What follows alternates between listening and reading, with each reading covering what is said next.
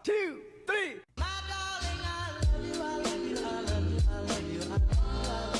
Hai, Assalamualaikum warahmatullahi wabarakatuh. Perkenalkan, nama saya Bilqisa Rumaisyah. Saya adalah mahasiswa dari Diploma 4 Pertanahan Sekolah Tinggi Pertanahan Nasional dengan NIT 20293389. Dari sini saya akan mempresentasikan sebuah buku yang saya baca.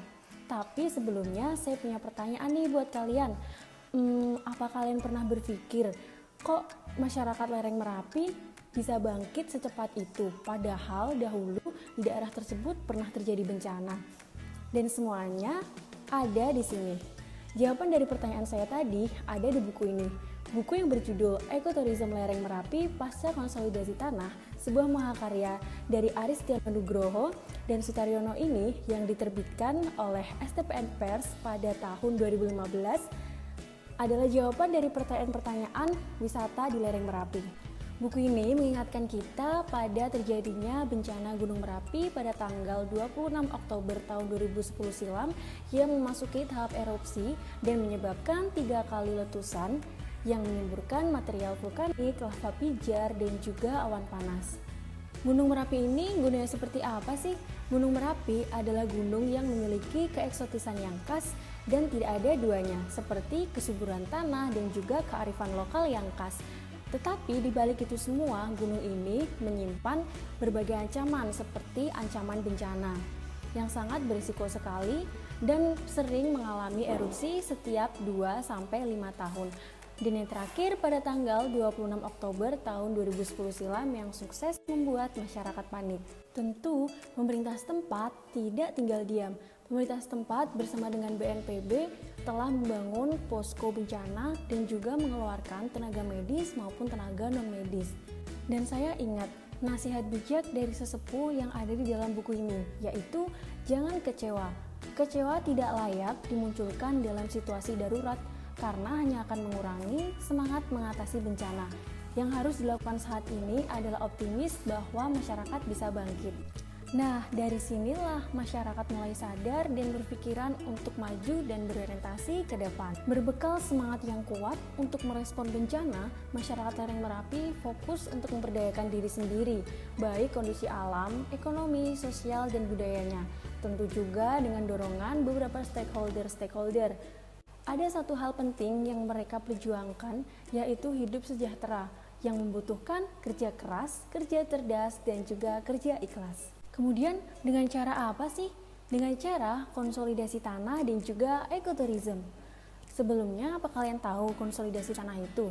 Konsolidasi tanah berdasarkan peraturan Kepala BPN nomor 4 tahun 1991 telah merumuskan bahwa konsolidasi tanah merupakan kebijakan pertanahan mengenai penataan kembali, penguasaan, dan penggunaan tanah sesuai rencana tata ruang, serta usaha pengadaan tanah untuk kepentingan pembangunan guna meningkatkan kualitas lingkungan hidup dengan partisipasi masyarakat. Jadi, setelah bencana tersebut, penataan penguasaan tanah kembali ditertibkan dan juga usaha pengadaan tanah untuk kepentingan pembangunan sarana prasarana. Sebenarnya mengapa konsolidasi tanah ini penting? Nah, untuk mengembalikan kawasan ini agar dapat dibudidayakan oleh masyarakat sebagai sumber penghidupan. Nah, masyarakat dituntut untuk kreatif dan juga inovatif dalam improvisasi dan berkreasi untuk menciptakan ide-ide cemerlang dalam pelaksanaan konsolidasi tanah. Karena konsolidasi tanah ini dianggap penting dan sesuai dengan RT RW, maka Bupati Sleman menetapkan Desa Umbul Harjo dan juga Desa Kepuharjo sebagai objek konsolidasi tanah di lereng Merapi. Cara konsolidasi tanah di daerah lereng Merapi yaitu dengan menata ulang daerah atau lokasi konsolidasi tanah agar sesuai dengan RT RW melalui kegiatan ini. Setelah melewati beberapa proses yang panjang seperti penetapan objek konsolidasi tanah, pengumpulan data-data, pengukuran konsolidasi tanah, dan monitoring pembinaan peserta yaitu masyarakat, hingga akhirnya konsolidasi tanah di lereng Merapi ini berhasil dilakukan yang berujung pada penerimaan sertifikat hak atas tanah kepada masyarakat di sekitar lereng Merapi. Selanjutnya, demi meningkatkan kualitas hidup setempat, kegiatan yang harus direalisasikan adalah ekoturism. Apa sih ekoturism itu? Dikutip dari UNESCO Office, ekoturism atau ekowisata adalah wisata bertanggung jawab yang dilakukan pada tempat alami dan memberi kontribusi terhadap kelestarian alam dan juga peningkatan kesejahteraan masyarakat setempat. Jadi, ekowisata itu adalah wisata yang berbasis alam dan juga pertanian. Mengapa sih ekoturism atau ekowisata ini sangat berpeluang bagi kesejahteraan masyarakat lereng Merapi? Nah, jawabannya adalah karena aktivitas masyarakat yang berwisata akan mendorong munculnya produk barang dan jasa. Tentu wisatawan butuh pelayanan transportasi, akomodasi, butuh kuliner, butuh hiburan, dan lain sebagainya. Akhirnya, dapat disebut industri wisata karena ekowisata menimbulkan pada beberapa aktivitas lainnya yang relevan dengan ekoturism. Bagaimana sih langkah awal ekoturism? Nah, yang pertama adalah disesuaikan dengan kondisi alamnya. Contohnya, di Dusun Petung yang berada di dataran tinggi 850 sampai 900 mdpl dan wilayah yang asri dan masih sejuk, maka cocok dimanfaatkan untuk menanam mahoni, akasia, kopi, cengkeh, ketela, sayuran, dan sebagainya, sehingga wisatawan dapat menikmati dan belajar tentang tanaman tersebut. Yang kedua adalah disesuaikan dengan kondisi perekonomian masing-masing wilayah. Contohnya ada di Dusun Palem-Sari yang berkarakter optimal dalam memanfaatkan potensi, yaitu tanah-tanah di tepi jalan digunakan untuk kegiatan ekonomi seperti membangun warung makanan, minuman, dan untuk melayani wisatawan yang mengikuti Volcanotour. Yang ketiga adalah kondisi sosial masing-masing dusun. Contoh di Dusun Kali Adem yang berkarakter tradisional religius, dibangunlah bangunan-bangunan peribadatan. Nah, kondisi ini menarik wisatawan sehingga wisatawan dapat belajar mengenai masyarakat tradisional yang religius. Yang keempat adalah kondisi budaya di daerah tersebut. Contohnya di Dusun Kopeng yang memiliki karakter pelestarian kearifan kultural yaitu Jatilan. Kondisi ini menarik karena wisatawan dapat menikmati, belajar, dan memahami hal-hal yang berkaitan dengan budaya masyarakat yang memiliki unsur yaitu Jatilan. Selanjutnya, bagaimana sih konsolidasi potensi lereng Merapi di setiap dusun? Yang pertama ada di Dusun Pangukrejo. Dusun Pangukrejo adalah awal mula lavatur. Karena tempatnya yang berada di lereng tanah bagian atas dari Gunung Merapi, maka Dusun Pangukrejo ini membuat wisata lavatur atau Volcanotour. Dahulu masyarakat di dusun ini bekerja sebagai peternak sapi, namun setelah erupsi dan terjadi konsolidasi tanah, masyarakat beralih profesi menjadi pengembang wisata, seperti pemandu wisata, penyedia jasa jeep, dan penyedia kuliner. Yang kedua adalah di Dusun Palem-Sari. Nah, karena wilayah Dusun Palem-Sari yang dekat dengan jalur pendakian, mereka memanfaatkan itu untuk membuka warung-warung kecil di daerah jalan yang dilewati untuk para pendaki. Nah, di dusun ini terdapat rumah Mbah Marijan juga loh, yang juga dijadikan sebagai tempat wisata. Selain itu, di dusun ini juga terdapat ritual labuhan. Dan juga masyarakat di dusun ini, terutama ibu-ibunya, mereka sangat suka sekali mengelola jahe instan. Yang ketiga dari Dusun Petung. Di Dusun Petung ini masyarakat bekerja sebagai peternak sapi perah, membuat jajanan seperti yang dibuat dari hasil kebun sendiri, yaitu keripik centuk, kopi instan, susu jahe, dan juga susu dari sapi mereka sendiri. Masyarakat di sini juga sebagai pengelola kebun kopi Arabica dan Robusta Merapi.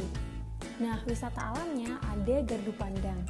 Kemudian tradisi yang ada di sini adalah deden kali atau merawat sungai yang ada setiap hari Kamis Kliwon bulan Ruah tahun Hijriah sebagai ucapan syukur atas adanya air. Dan juga ada budaya karawitan dan wayang. Kemudian yang keempat ada di Dusun Kali Adem. Nah, yang pertama sektor peternakan yang sudah turun-menurun, yaitu mereka masyarakat di sana beternak sapi perah. Selain itu, mereka juga beternak kambing, ayam, dan lain sebagainya. Yang kedua adalah sektor pertanian. Nah, mereka di sana memanfaatkan tumbuh-tumbuhan untuk membuat minuman seperti wedang ungu, wedang secang, kemudian dan lain sebagainya. Dan yang ketiga adalah sektor galian C, yaitu mereka menambang pasir, batu, dan kerikil. Nah, karena di dusun ini dilalui oleh Gendol, Sungai Gendol, dan Opak yang saat hujan membawa material dari puncak Gunung Merapi. Dan yang keempat ada sektor wisata, yaitu Lavatur, dan budayanya ada Jatilan. Selanjutnya yang kelima ada di Dusun Jambu. Mereka memanfaatkan agrowisata sebagai pekerjaan mereka. Khususnya mereka menanam tanaman jambu, alpukat, pisang, dan juga pepaya. Nah, karena sebagian besar permukaan wilayah Dusun Jambu tertutup material gunung api, maka masyarakat memanfaatkannya dengan cara menggunakan area tersebut sebagai area penambangan bahan galian C, yaitu pasir dan juga batu. Selain itu, masyarakat di sana juga memiliki usaha peternakan sapi perah. Nah, budaya yang ada di sana yaitu sedekah bumi dan juga sedekah dusun. Selanjutnya ada di Dusun Kopeng. Karena kondisi alam yang kurang memungkinkan, maka masyarakat wilayah ini bekerja sebagai pembuat batako dan memelihara kolam ikan. Tetapi mereka juga ada loh yang bekerja di sektor pertanian dan peternakan seperti berternak sapi perah dan juga agrowisata menanam tanaman sengon. Selanjutnya, bagaimana strategi pengembangan ekoturism di dusun yang ada di lereng Merapi? Nah, yang pertama adalah optimalisasi hasil konsolidasi tanah. Yang kedua, mengembangkan kelembagaan yang ada di daerah tersebut. Dan yang ketiga, mengoptimalisasi pemanfaatan sumber daya yang ada di sana. Nah, kesimpulannya dari ini semua, konsolidasi tanah adalah cara untuk memperbaiki infrastruktur pertanahan, dan ekoturism adalah solusi meningkatkan taraf hidup masyarakat lereng Merapi. Alam adalah bagian dari makhluk hidup yang terdiri dari biotik dan abiotik yang patut untuk kita jaga kelestariannya. Maka, sesuai dengan Undang-Undang Dasar tahun 1945, Pasal 27 ayat 2, tiap-tiap warga negara berhak atas pekerjaan dan kehidupan yang layak bagi kemanusiaan. Nah, artinya setiap orang berhak dengan bebas menuntut pekerjaan yang disukainya dan berhak pula tentang ketenaga kerjaan yang adil. Dari sinilah, untuk memenuhi hak masyarakat lereng Merapi pasca konsolidasi tanah, pemerintah dan juga BPN mempunyai itikat baik untuk membangun konsolidasi dan juga ekoturism di daerah ini. Dan jadilah wisata-wisata yang ada di lereng Merapi yang saat ini sangat bagus dan juga digemari oleh para wisatawan baik di negara maupun di mancanegara.